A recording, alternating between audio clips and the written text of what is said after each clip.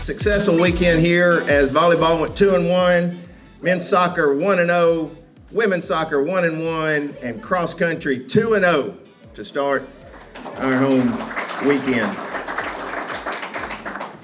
So today we have both men's and women's golf playing in their first tournaments of the year. The women are in New Orleans. The men are in Shooterant, Louisiana, close to Ruston. Bunny has a comment. Oh, you're just pointing at me to say, yes, sir, golf is playing. So we look forward to seeing those results. Women's soccer is back in action Thursday night. They open ASUN conference play at Bellarmine in Louisville on Thursday. They also play Sunday at Eastern Kentucky. So two contests in Kentucky. Volleyball heads to a Memphis tournament where we happen to play Arkansas Little Rock in Memphis on Friday. Looking forward to that. And then on Saturday, volleyball again in the Memphis tournament. Men's soccer is at Bellarmine. So the women's soccer at Bellarmine on Thursday, men's soccer there on Saturday. Football goes to Idaho State. That's a 2 p.m. Central Time kick, and that's on ESPN Plus, or you can follow it on the radio as well. So pay attention to that. Thank you. Again, Sunday, women's soccer at Eastern Kentucky. So that recaps last week and the events of this week. And a little bit more about last week. So men's soccer played Saturday night. We won 2-0 against North Florida, and that's a conference match. And we are the defending co-champions of the ASUN. So it's a good start. 2-0 Saturday. And then women's soccer beat Grambling State on Friday night 2-0, and then lost to Oklahoma State 3-0 yesterday. And Oklahoma State's pretty good, 5-2-1 on the season. Volleyball was at home, of course, this past weekend in our own tournament. We beat Louisiana Monroe 3-0 on Friday, and then came back and beat Southern Illinois. We were down 2-0 and came back and won 3-2 on Friday. That was exciting. Coaches, good job. And then on Saturday, went up 1-0, but ended up losing 3-1 to Louisiana Tech. Pretty good team. Cross country was here at home and ran in our meet and finished first place in both men's and women's, beating Little Rock, coming in second place. And Coach Weaver will tell you more about that here right now. Josey Weaver, come tell us about this weekend.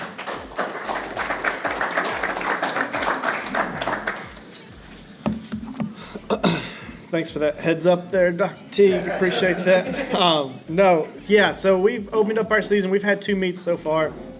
We opened up in Little Rock about 10 days ago, and it was what I would refer to as a rust buster. It looked that way. We were rusty, and hopefully we busted all the rust out, because this past week we were able to sweep our home meet. Men and women both won. We also won the individual title with Julian Hesner and Madeline Hill, who actually didn't show up in our results, but she's unattached for us. She's a UCA Bear as well, followed by her teammate Sarah Steimel, who finished second. We've got a 20-day period from now until our next competition. This would be a good little training block for us before we head up to Fayetteville and take on the ugly red school up there. So we're looking forward to that. As far as right now, our message to our team is the focus has got to be on us. We can only control what we do, and we're in a really good conference, obviously, but we can't worry about anyone but ourselves. We introduced what I call the 2x4 to our team this past week. Bring in a long 12-foot piece of wood. We lay it on the floor and we tell our team to walk across it. And I make a really big deal about don't fall off of it. And everybody can walk across that piece of wood, no problem. But then we talk about if we take that same 12-foot long piece of 2x4 and put it 15 stories high between 2 buildings with nothing underneath to catch you, how many can walk across it?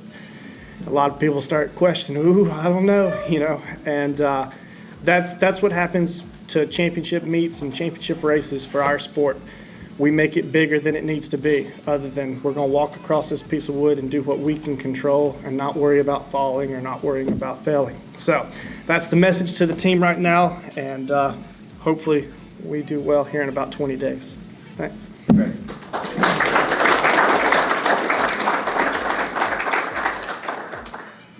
Very good. Thank you, Josey. Okay, football, of course, played at Ole Miss this past weekend and got in a hole early and couldn't overcome that at Ole Miss. We did play in front of what was announced as the second largest crowd we've ever been in front of, 58,000. there at Vaught-Hemingway Stadium. Of course, Ole Miss was 22 coming in, and now they're up to about 17th in the nation. They put up 510 total yards. We had 233.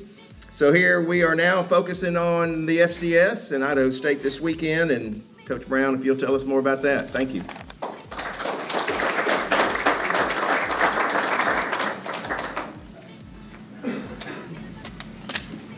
Yeah, good to be here, guys. Talking a little bit about Ole Miss, and then we'll move forward to this week's game. But again, Ole Miss was a great opportunity for our guys. Again, like I said last week, we had 16 players and 3 coaches from the state of Mississippi that got an opportunity to go play in front of their home state. They're one of the flagship programs of the state that they grew up in, and obviously probably a lot of them rooted for throughout their childhood. So that was a big deal. Bottom line is exactly what Dr. Teague just said. I mean, the front end of the game got snowballed, and we weren't able to tread enough water to make it a game. And the unfortunate side of that is we knew it was going to be a tall task going in. I mean, that will be at least for myself, the best defense I've ever prepared for, physically, athletically, lengthwise.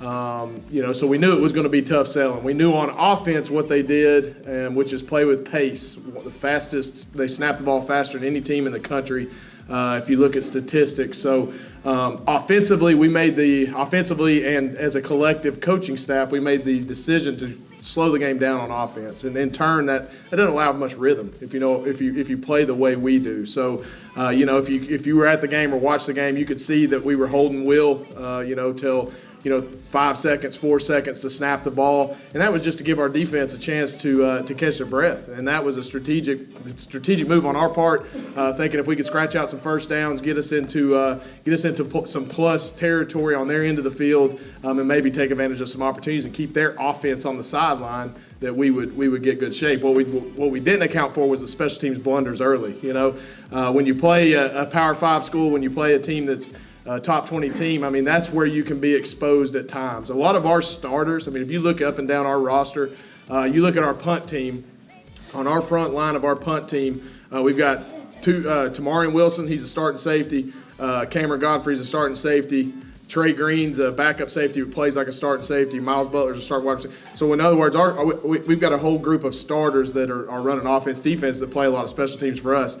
They're able to have enough depth to where they're fresh, and they were coming off the ball and really putting us in a bad spot. Justin Kyers, our deep snapper, sailed one early, which killed us. That resulted in 7 points.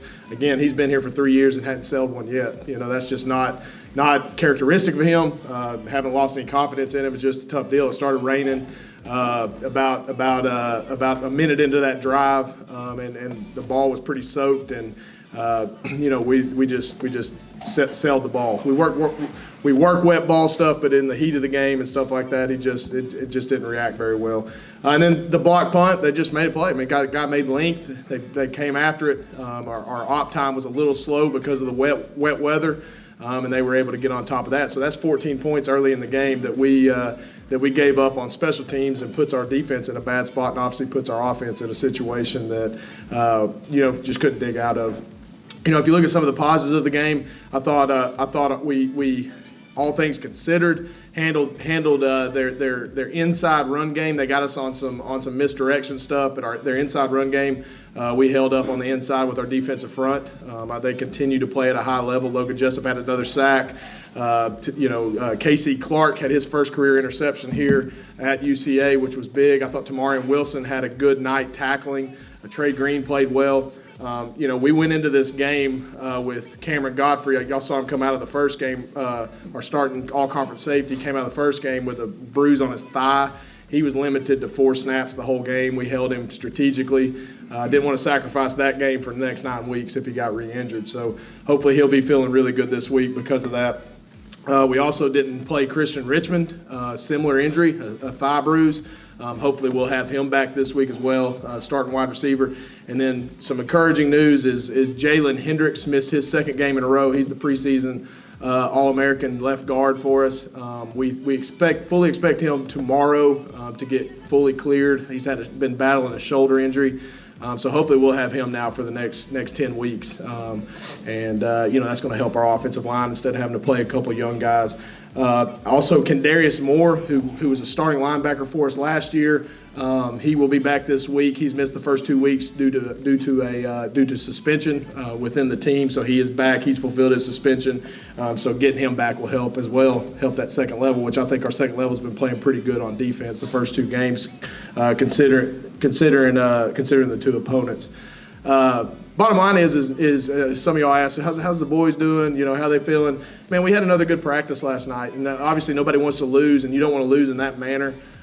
It's frustrating, and it's we just got outclassed. I mean, bottom line is Ole Miss is probably at an all-time high as a program, and they've got some really good football players. That's it is the biggest offensive line I've ever played against in person. I mean, they were big. They leaned on us. I fully expect them to win a lot of games moving forward, we did enough good things on defense to where you can stay positive there. I think what we've got to continue to do is gain confidence on offense. Again, playing a new quarterback, a lot of new faces at receiver. I thought as the game went on, Will McIlvain and Gerard Barnes got a good rapport. Gerard had some big plays down the field. We also missed him a time or two, but you can see that ability's there. I thought both of our running backs, really all 3 of them, Tryson had some big carries too, but Darius and Kylan James both had big carries. Looked the part out there against an SEC opponent. You'll continue to see those guys have success. Flipping the script, I talked to our guys last night, and on Saturday night after the game, I think the big deal is go win 1 game, right? Like we've had two tough weeks, two great opponents. Give them all the credit in the world. We didn't do enough, obviously, in either game to win the games, but having an opportunity now, you can't get those back, and you can't go win them all at one time. So what's the focus is win this 1 game. So win 1 rep at a time to get to this 1 game. So our guys have that focus and mentality. The team we're playing is Idaho State, and they're 0-2 right now as well, just like us. It can be a little deceiving. They played 2 FBS opponents. They lost to UNLV week 1, and they lost to San Diego State, who was a 10-win team last year on Saturday night. So played San Diego State, I thought, better than they played UNLV. So it looked like they improved from week 1 to week 2. They've got a new coaching staff there. There's some excitement.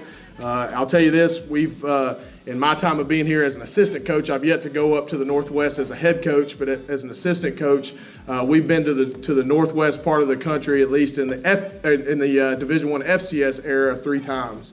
And we've gone up there and we've been 0-3, so we haven't handled that trip very well.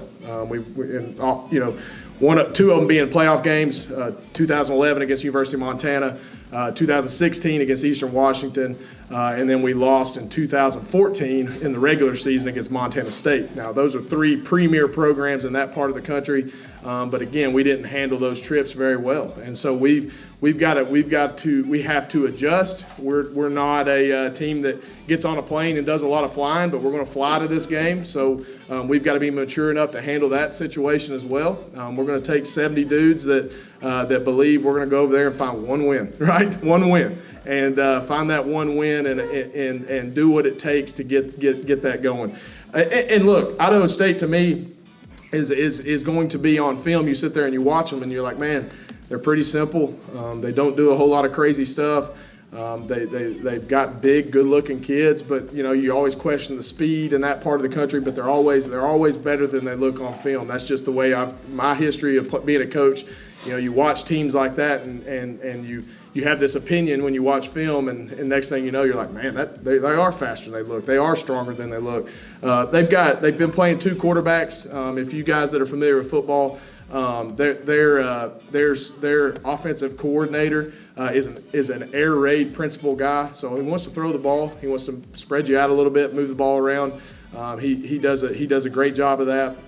They're confident in both their guys. I think their starter got knocked out of the game against San Diego State. I don't know what his status is, but we'll find out obviously as the week goes on. Hopefully, they've got a real capable receiver in Xavier Guillory. He'll wear number 1. He's a guy that we'll have to hone in on. And then on defense, they're sound. They're a four-man front defense. They brought their defensive coordinator has been the head coach at Butler Community College. So he's a guy that's built his principles on defense. And then their head coach is a guy that's made his hay as a special teams coordinator at the FBS level. So this is a new group of guys that we're preparing for. We've seen 2 games of this coaching staff and this group on tape the last 2 weeks, and it's going to be a battle. I mean, bottom line is it's going to be a battle, but it's one we're excited about making. Again, I say this, not in a funny manner, but our fruits of our labor is going to get rewarded soon. I truly believe that. I think we've got a team that has a chance to be a very good team. We're not there yet. We're working to get there, and I think we do have enough bullets in our holster to be a good team. I really believe that. And so I think you just got to taste it one time, get that taste in your mouth, and you get that taste in your mouth, you can see that ball start rolling, confidence go up. And I think the encouraging thing is you see it in guys' eyes. For the most part, most of our guys know we have a chance to be a really good team. And we've got to go execute and do it. And I think that's the most important thing. So we're doing everything we can to put ourselves in a position to have success. And again, going to be a great opportunity for our players. I talked about it back in the summer. Great scheduling, again, by Dr. Teague, this opportunity that student athletes don't get. I mean, most of our guys have never been to Idaho. I know me personally, I've never been to Idaho. So, like, the student athlete experience, what a cool deal to be able to go to a part of the country you never get to play or never get to go to and play a football game. I mean, that's pretty cool. And so we're excited about that. Again, you would think it'd be easier than what it is to get a party of 120 football playing coaches and players and support staff, but there's a lot of stuff that goes on to that. You don't just jump on the plane and go, right? Coach Boykin right now is wearing about 4 different hats. He coaches offensive line, but he's also trying to get guys middle names now. We got to get middle names to make sure the plane manifest is right, and we've got to get all this stuff. So I mean, it's not just snap your fingers and get over there. It's a big deal, and it's an opportunity we're excited about and looking forward to. Bottom line, any questions? One thing I am fired up about, I didn't mention it. Great job by Hayden Ray, right? Goes in there, wet day, knocks his field goal down. Looks like he should, and we expect him to, and that was big in the second half. I got a question. Your offensive lineman's got a bad shoulder. Yes, sir. Back in the days when I played, offensive line blocked with a forearm and a shoulder. Yep. Nowadays, is it just hands? Yeah, so the new technique for coaching, if you'll see the way offensive linemen are coached now, it's basically, I know the old days you'd have to wear them forearm pads, right, and elbow pads. Well, now everything's up is from bottom up. So everything you do is basically your thumbs up and you're punching the chest. So if you watch the way offensive linemen are taught, they're taught to come off the ball. Now, if you're in a double team, you may give a forearm or an elbow or whatever just to stay on the double team if you're working to the second level. But if I'm man blocking, I'm bringing my hands from the bottom up. So you're really using a lot of your shoulders. Now, and I will say this, Ron, I'm kind of close to this generation. We're not as tough as you were either. There's not a soul that plays with me that can play with you.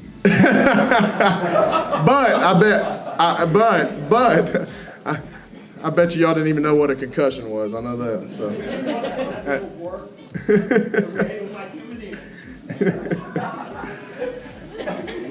That's a good point. Good point.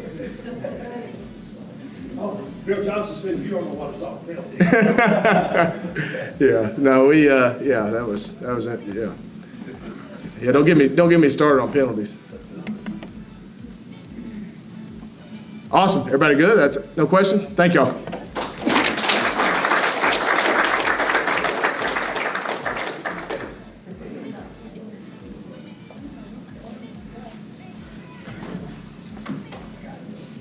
Shortest Bear Backers ever. How about that? Everybody can get back to work. I do have a couple things to say. Thinking through the rest of the fall, after this weekend, all teams are pretty much in their ASUN conference schedules. So we'll be looking forward to that. And then thinking about home future events, October 1st is Family Day and Band Day here on campus. The rest of our kicks are at 4 p.m. Just be aware of that. So October 1st, Family Day, Band Day. October 8th is Hall of Fame weekend. We're also honoring Coach Horton that weekend and his teams of the 80s. So definitely looking forward to that. It'll be nice. And then October 13th is Night on the Stripes. And Austin and Matt will be getting that information out real soon, but October 13th, right here, Thursday night on the Stripes, Night on the Stripes. All right. What have I missed? Anything else? Anybody have any comments, questions? Great. Gene. When are we gonna, and I know this is rushing it, but hear from some basketball people? Gene's asking when will we have some basketball in here? We'll probably get a little closer to the season and get them in here. Their first contest is November 12th, maybe something like that. So probably late October. I just don't have a clue about Sanders' program. I Want to hear about the women's program? there's a lot of change. A lot of new faces. That's right. We will definitely get them in here. Thank you. Good question. Anything else? All right. Have a great week. Go Bears. Go Sugar Bears. Bear claws up.